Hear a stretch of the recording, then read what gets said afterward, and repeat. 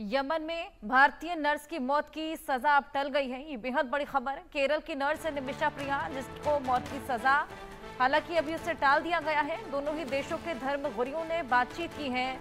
Murder case में आज दी जानी थी मौत की सजा। डिप्लोमेटिक लेवल पर काफी कोशिशें की गई हैं। यमन में आपको बताएं कि केरल की एक नर्स है निमिषा प्रिया, जिसको मौत की सजा को फिलहाल टाल दिया गया है। उसे आज सजाए मौत दी जानी थी। बताया जा रहा है कि एक्टिविस्ट ग्रुप और प्रभावशाली धार्मिक नेताओं ने इस मामले में दखल दिया, जिसके बाद निमिषा प्रिया की मौत की सजा स्थगित कर दी गई है। इससे पहले निमिषा को मौत की सजा से बचाने के लिए डिप्लोमेटिक लेवल पर भी कई कोशिशें की गई थी। खबर ये भी है कि पीड़ित का परिवार अभी तक क्षमादान या ब्लड मनी स्वीकार करने के लिए सहमत नहीं हुआ है। मर्डर केस में आज सजा दी जानी थी। केरला की नर्स है निमिषा, जिसको तमाम कोशिशों के बाद मौत की सजा फिलहाल टल गई है। दोनों ही देशों के धर्मगुरुओं ने बातचीत की है। मर्डर केस में आज सजा ए मौत दी जानी थी। डिप्लोमेटिक लेवल पर भी तमाम कोशिशें हुई हैं, जिसके बाद फिलहाल सजा को टाल दिया गया है। अब देखना होगा आगे ये वार्ता और क्या रंग लाती है। क्या ये सजा ए मौत फिलहाल जिस तरीके से टाली गई है, लेकिन पूरी तरीके से खत्म होती है।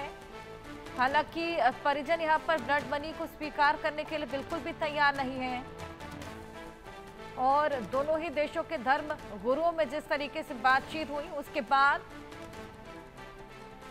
नौकरी के लिए निमिषा यमन गई थी। वहां मौत की सजाए मौत मिली थी मर्डर के आरोप।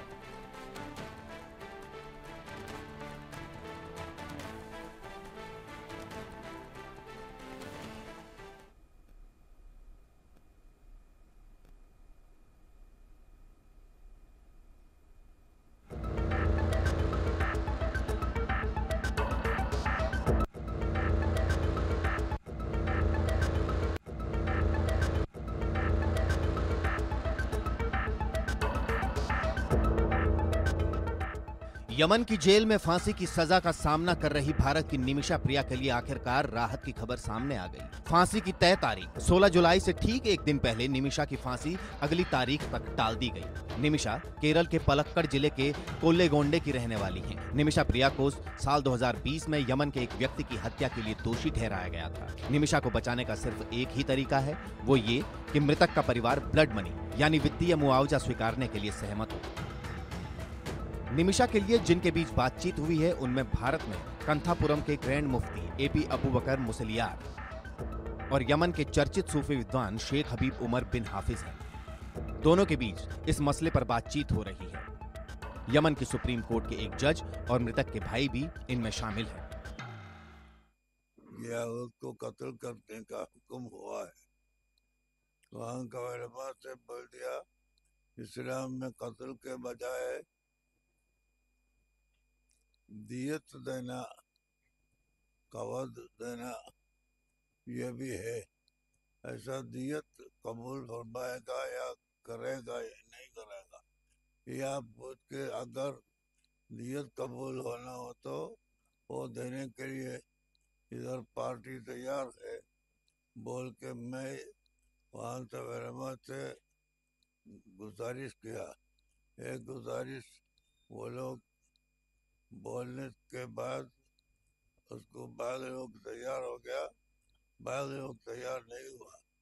वो उसके बारे में अभी बात हो रहा है। भारत सरकार शुरुआत से ही इस मामले में हर संभव मदद कर रही है। सरकार इस कोशिश में है कि मृतक का परिवार ब्लड मनी के लिए राजी हो जाए। मामले की संवेदनशीलताओं के बावजूद भारतीय अधिकारी स्थानीय जेल अधिकारियों और अभियोजक के कार्यालय के साथ लगातार संपर्क में है। इसी पहल की वजह से निमिषा की फांसी टल सकती है। अब आपको बताते हैं आखिर निमिषा की कहानी क्या है।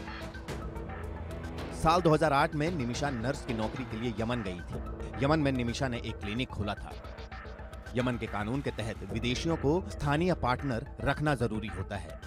निमिषा ने यमन के नागरिक तलाल अब्दो मेहदी को पार्टनर बनाया था। आरोपों के मुताबिक मेहदी ने निमिषा के साथ धोखाधड़ी की, निमिषा के पैसे हड़पे और शादी का झूठा दावा भी किया। मेहदी ने निमिषा को मानसिक रूप से प्रताड़ित किया। 2017 में निमिषा ने मेहदी को बेहोश कर पासपोर्ट वापस लेने का प्लान बनाया। ड्रग ओवरडोज से मेहदी की मौत हो गई। कुल मिलाकर अब निमिषा के जीवित रहने का सिर्फ और सिर्फ एक विकल्प है, वो है ब्लड मनी यानी मुआवजा। अब मृतक का परिवार ये मुआवजा स्वीकारता है या नहीं, ये तो आने वाला समय ही तय करेगा। लेकिन फिलहाल अंतरिम राहत की बात यह है कि निमिषा को 16 जुलाई को जो फांसी होनी थी वो टल गई है। Bureau report, India news.